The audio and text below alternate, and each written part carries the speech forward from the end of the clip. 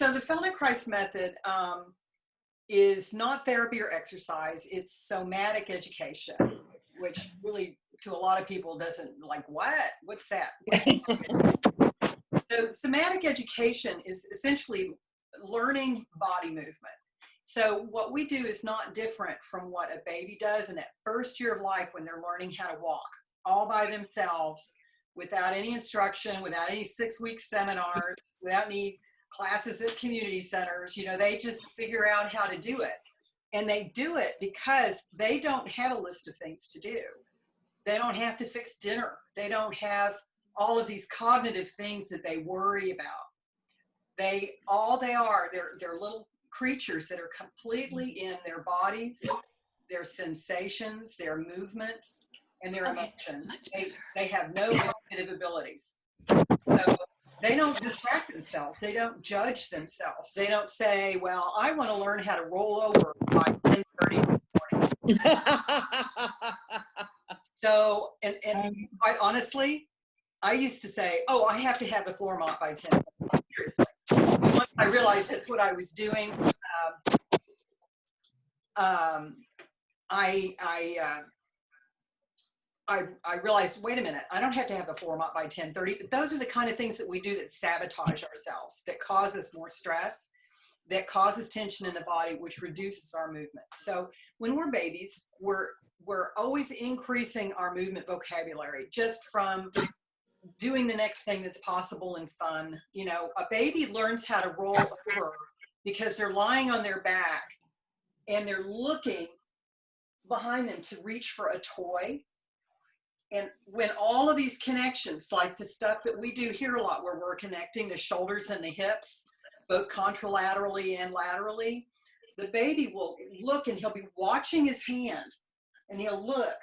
And then as these connections come, he'll get pulled and he'll roll over onto his stomach, and nobody will be more surprised than the baby. We just add all of these movements constantly. If you watch my grandson, he is the minister of silly walks. You know, if we did that, we'd be arrested. So we start losing this ability to gain new vocabulary in our movements. And eventually, because we get older, we lose muscle strength. We specialize, like you become a great bicyclist or swimmer or musician, or maybe you injure yourself. We start limiting that vocabulary, and then we have no way to get it back. So what we do is we do these small, tiny little movements out of gravity that start to rebuild these connections in the sensory motor system. And many of these movements are so keystone that it gets really underneath a lot of things. It's like, my favorite quote by Moshe is, nobody ever learned to walk by walking. And it's because we have to have all of this other movement. We have to have these connections. We have to know how to reach with our arms.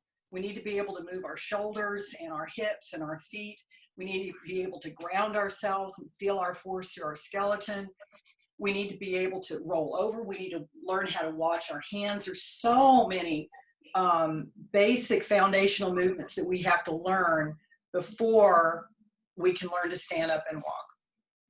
And so that's what we work with. We work with all of those little foundational movements, and we start increasing that movement vocabulary.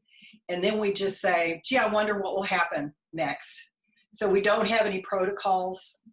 We don't say, okay, you know, if you do this lesson and this lesson and this lesson, then you should get this result.